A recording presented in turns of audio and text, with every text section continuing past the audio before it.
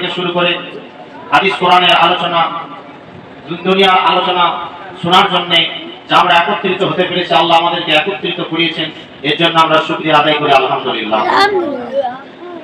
বর্তমান যে সময়, সেই সময়টা হচ্ছে যে আল্লাহর ওলিদের দুশমনি করার সময়, আল্লাহর ওলিদের বিরোধিতা করার সময় এই যুগটা, এই সময়টা চলছে। সেই জায়গা থেকে, সেই রকম জায়গা থেকে বেরিয়েছে, এই সমস্যা থেকে বেরিয়েছে, এই ঝামেলা থেকে বেরিয়েছে, এই ফেতনা থেকে বেরিয়েছে যে আমরা আল্লাহর মাহবুব বান্দাদের স্মরণে যে আমরা একত্রিত হয়েছি, এটা আমাদের সৌভাগ্য, এটা আমাদের বড় নসিব।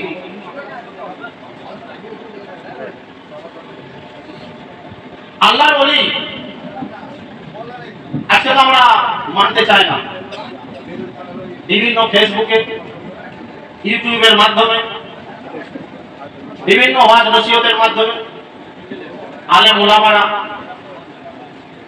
যদি 10 জন আলেম উলামা আল্লাহর নবী, আল্লাহর ওলিদের শান মানকে বড় করেন, কিন্তু দেখা যায় 90 জন আলেম উলামা তাদের আল্লাহর ওলিদের শানে বিরোধিতা করে। কিন্তু সেই জায়গা থেকে আমরা যে বেরিয়ে আসতে পেরে এখনো তাদের দামানকে ধরে আছি, এই গাজী বাবাকে স্মরণের মাধ্যমে, তামাম ওলি আউলিয়া গৌস কুতুবকে স্মরণের মাধ্যমে, আল্লাহর ওলি, সমস্ত ওলি আল্লাহ থেকে শুরু করে আহলে বায়াতে এখন আমরা দামান ধরতে পেরেছি, এটা আমাদের বড় নসিব। এই ইউটিউবের মাধ্যমে, ফেসবুকের মাধ্যমে যে ঈমান চুরি চলছে বর্তমান যুগে, সেটা খুব কঠিন। আপনাদের প্রথম থেকে আমি শুরু করি যে ঈমানের ব্যাপার নিয়ে, প্রথম ঈমান থেকে শুরু করে ছোট করে বুঝিয়ে তারপর আমি মূল আলোচনায় আসব। আমরা বলি ঈমান চোর, ঈমান চুরি হয়, আমরা শুনি, আমরা জানি, আমরা অনেকে মনে করি, কিন্তু বাস্তবটা কি? ধরুন পৃথিবীর বুকে যত সম্পদ আছে, এই চেয়ার টেবিল থেকে, মাইক থেকে, মোবাইল থেকে, সোনা দানা, হিরে মানিক মুক্তা, বাইক, পাখা, 4 চাকার গাড়ি থেকে শুরু করে যা কিছু আছে, মাটি, পানি, বালি, পাথর, সব কিন্তু সম্পদ। গোবর, ঘুঁটে, সম্পদের বাইরে কিছু নেই, সব সম্পদ। আর প্রত্যেকটা সম্পদের কিছু না কিছু মূল্য আছে, দাম আছে। দাম নেই? ঘুঁটের দাম আছে, মাটির দাম আছে, বালির দাম আছে, মোবাইলের দাম আছে, সাইকেলের দাম আছে, ধানের দাম আছে, আলুর দাম আছে, সব জিনিসের দাম আছে, সোনার দাম আছে। আচ্ছা, এত আমরা বিবেকবান, জ্ঞানীবান, বুদ্ধিমান, আমরা প্রত্যেকটা জিনিসের দাম আছে, আমরা বুঝি, জানি। আচ্ছা আপনারা বলুন, এই এত যে সম্পদের নাম বললাম, সব তো বলা সম্ভব নয়। আল্লাহ কত কিছু বানিয়েছে, বলা কোনোদিনই সম্ভব নয়, অসম্ভব। এবার আপনারা বলুন, যত সম্পদ আছে, সমস্ত সম্পদের থেকে বড় সম্পদ, সব থেকে মহামূল্যবান জিনিস কি? সেই সমস্ত মহামূল্যবান জিনিসের সব থেকে মহামূল্যবান জিনিস হচ্ছে ঈমান। ঠিক বললাম না ভুল বললাম? আমার ওয়াজ কিন্তু এই সুর করে যে টাইম পাস করে দিয়েছো, বেরিয়ে যাবো, বেশ এ করে দেবো, আমার ওয়াজ এরকম নয়। আমার ওয়াজ সবাইকে ভালো লাগবে না, আর যাকে ভালো লাগবে সে জীবনে ভুলতে পারবে না। তাতে 2 জন থাকুক বা 3 জন থাকুক, 5 জন থাকুক, আগে থেকে আমি ভেঙে বলে দিচ্ছি, আমার ওয়াজকে শুনতে গেলে বুঝতে হবে। আপনারা অন্যান্য ওয়াজ শোনেন, খুব ভালো লাগে, নানা রকম হাদিস কোরআনের আলোচনা খুব ভালো লাগে, ঠিক আছে, ভালো লাগবে অবশ্যই। কিন্তু আমার ওয়াজটা হচ্ছে সেই পদ্ধতির ওয়াজ নয়, সরল সোজা নয়। আমার ওয়াজটা বোঝার ওয়াজ। কেমন বোঝা? কেমন বোঝানোর ওয়াজ?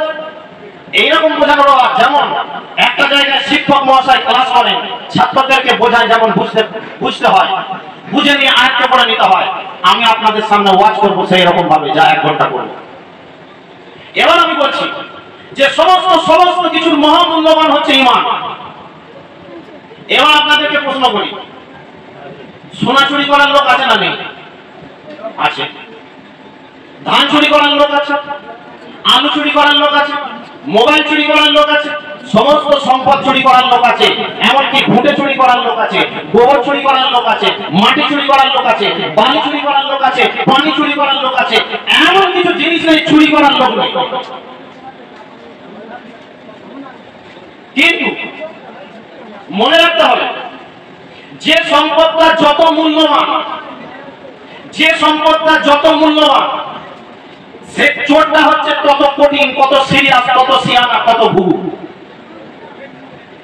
আপনার আমার বাজারে যে এটিএম থাকে, সরকারি এটিএম থেকে সেই টাকা যারা চুরি করে, এটিএম চোর, আর রাস্তা ধারে গোবর পড়ে আছে, বাড়ির কোদালে গোবর পড়ে আছে, সেই গোবর চুরির সাথে যদি এটিএম চোরের সাথে মিলবে না। যে গোবর চুরি করে সে হচ্ছে ল্যালব্যাল, বুদ্ধি শুদ্ধি কম আছে, অতি সাধারণ, সেরকম চোর নয়। আর যে এটিএম থেকে চুরি করে টাকা, সে কিন্তু এই চোরের থেকে অনেক পার্থক্য, আসমান জমির পার্থক্য। আবার যারা ব্যাংক থেকে সোনা টাকা চুরি করে, আবার যারা মাটি চুরি করে, তাদের থেকে অনেক পার্থক্য। আমি এটাই বোঝাতে চাইছি যে মূল্যবান জিনিস যত হবে, সেই চোরটা তত সিয়ানা হবে, সেই চোরটা হবে তত ভুগু, তত চালাক। এবার আপনি বলুন, একটা সোনা চুরি করনেওয়ালা আর একটা মাটি চুরি করনেওয়ালা, বালি চুরি করনা, দুজনই সমান না। ঠিক এরকম সব থেকে মহামূল্যবান ঈমান যে চুরি করে, আপনার যদি কম মূল্যবান ভুটে যদি চুরি হতে পারে, আপনার যদি কম মূল্যবান বালি যদি চুরি হতে পারে, আপনার সাইকেল যদি চুরি হতে পারে, মোবাইল যদি চুরি হতে পারে, চেয়ার যদি চুরি হয়ে যেতে পারে, ঘড়ি যদি চুরি হয়ে যেতে পারে, সোনা দানা সমস্ত কিছু দুনিয়ার সম্পদ যদি চুরি হয়ে যেতে পারে, আর আপনার মহামূল্যবান ঈমান চুরি হবে না হবে, এটা আপনার বিবেককে আপনারা জিজ্ঞেস করুন। চুরি হবে না হবে না? চুরি হবে। তার কারণ হচ্ছে ঈমানটা হচ্ছে সব থেকে মহামূল্যবান, এর চোর আলাদা, এর চোর হচ্ছে আলাদা। এই চোরের সাথে এই চোর মিলবে না, কোনোদিন মিলাতে পারবেন না। যারা মহামূল্যবান, যারা পকেট মারে, টাকা মারে, ব্যাংক থেকে ডাকাতি করে, দোকান থেকে সোনা চুরি করে, তাদেরকে ধরা খুব কঠিন। ধরতে পারবেন? এত সহজ নয়। বাই চান্স যদি ধরে ফেলেন সেটা আলাদা। কিন্তু যারা এমনি কম মূল্যবান সম্পদকে চুরি করে, সে কম মূল্যবান সম্পদের চোরকে সহজে ধরা যায়। এবার আপনার সমস্ত কিছু চুরি হচ্ছে, সব সম্পদ চুরি হচ্ছে। মোবাইল যাতে না চুরি হয়েছে, আপনি সিকিউরিটি বানিয়ে রেখেছেন যে আমার চুরি না হয়ে যায়, লক বানিয়েছেন। আপনার সাইকেল যাতে চুরি না হয়ে যায়, লক বানিয়েছেন।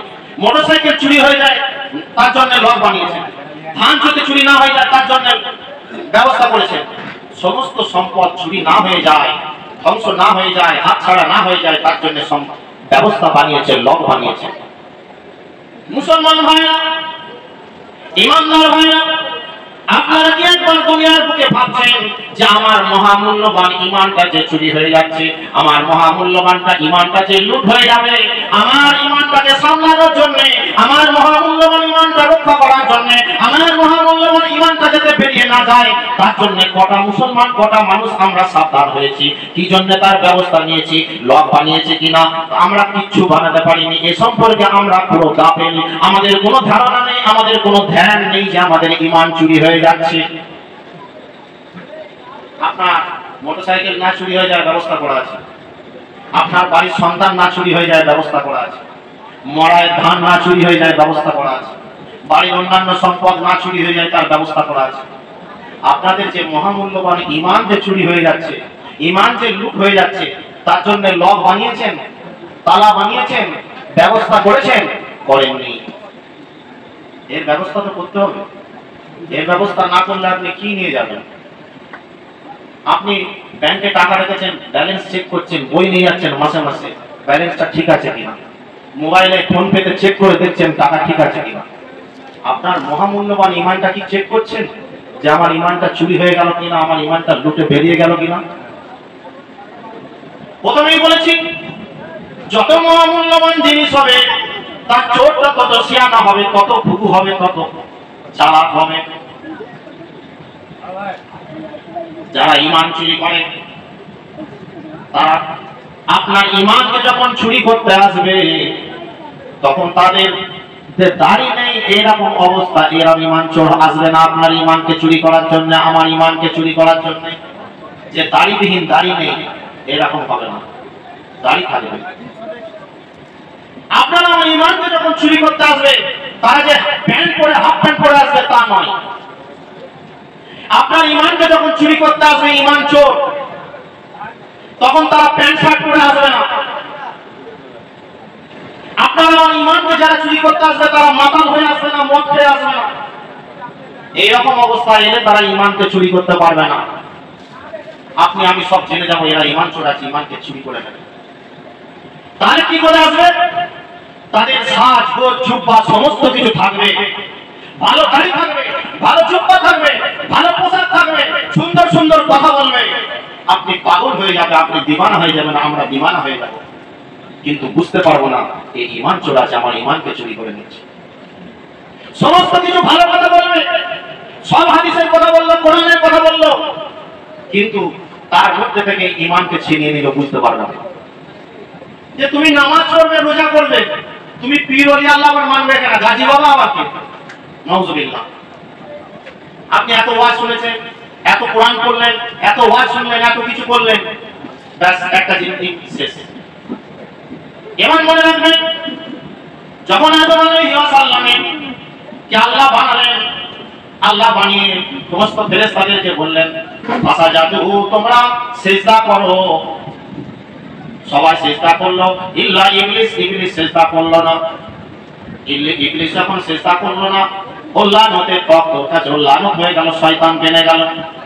শয়তান যখন বেনে গেল, ওই ইবলিস শয়তান আল্লাহকে বলল, আল্লাহ আমি তো লানত প্রাপ্ত হয়ে গেলাম, আমি সমস্ত কিছু সারা জীবন সবকিছু আমার ধ্বংস হয়ে গেল, আমি তো অনন্তকাল ধরে জাহান্নামে যাব, জাহান্নামে থাকবো, আমি 10 লক্ষ বছর ইবাদত করেছি, এর পরিপ্রেক্ষিতে আমি কি পাবো?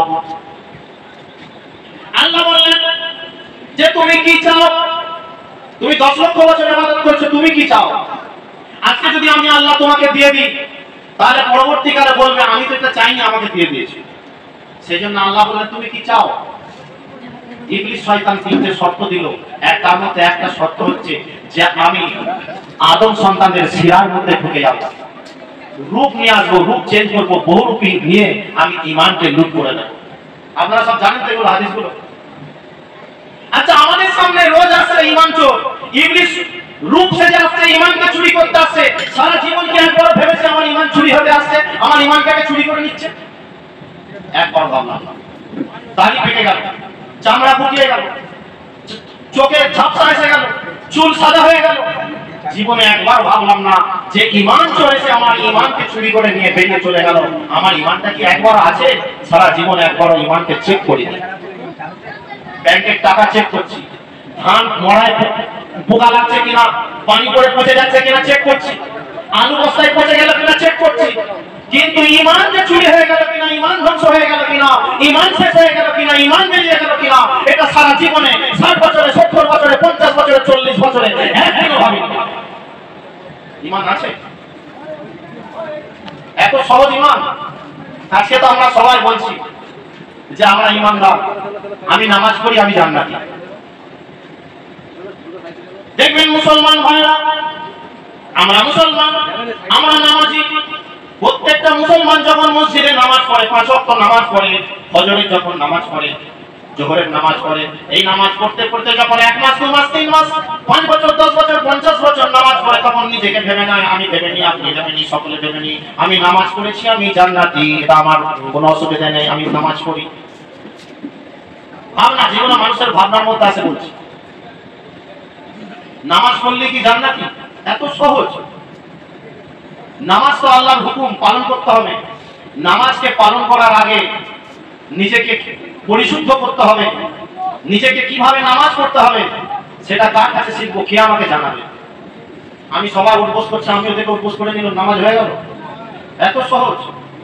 নামাজ কে পড়ে? মিথ্যাবাদী নামাজ পড়ে, নামাজ ফাসেক নামাজ পড়ে, নামাজ মুনাফিক পড়ে, নামাজ কাযযাব পড়ে, নামাজ জাহিল পড়ে, নামাজ মিথ্যুক পড়ে, নামাজ মুনাফিক পড়ে, নামাজ জালিম পড়ে, নামাজ আবার মুমিনও পড়ে। তো নামাজ পড়লে জান্নাত? এত সহজ? আমাদের সমাজে ভাবনার মধ্যে এসে গেছে যে নামাজ পড়া মানে তার কোনো আর পাপ নেই, সে বিনা বেকসুর, সে কোনো অসুবিধা নেই। কেমন আপনাদেরকে বুঝিয়ে দিচ্ছি। ধরুন আপনার বা আমার ছেলের বা মেয়ের বিয়ে হচ্ছে, দেখাশোনা করতে যাওয়া হয়েছে, দেখাশোনা করতে গিয়ে জিজ্ঞেস করা হচ্ছে যে ছেলে 5 ওয়াক্ত নামাজ পড়ে? হ্যাঁ, ছেলে 5 ওয়াক্ত নামাজ পড়ে। এই যে আমাদের কাছে বলে গেল ছেলে 5 ওয়াক্ত নামাজ পড়ে বা মেয়ে 5 ওয়াক্ত নামাজ পড়ে, তার মানে আমাদের কাছে আর কোনো প্রশ্ন নেই, নামাজ পড়ে মানে আর কোনো প্রশ্ন নেই, আর কোনো অসুবিধা নেই। তার আমাদের ভাবনার মধ্যে আমরা নিজেরাই করে এনেছি। আর আল্লাহ রাসূল সাল্লাল্লাহু আলাইহি সাল্লাম কি বলছেন? আল্লাহর ওলিরা কোন নামাজ পড়েছেন? একবার শুনুন। আল্লাহ রাসূল সাল্লাল্লাহু আলাইহি সাল্লাম বলেছেন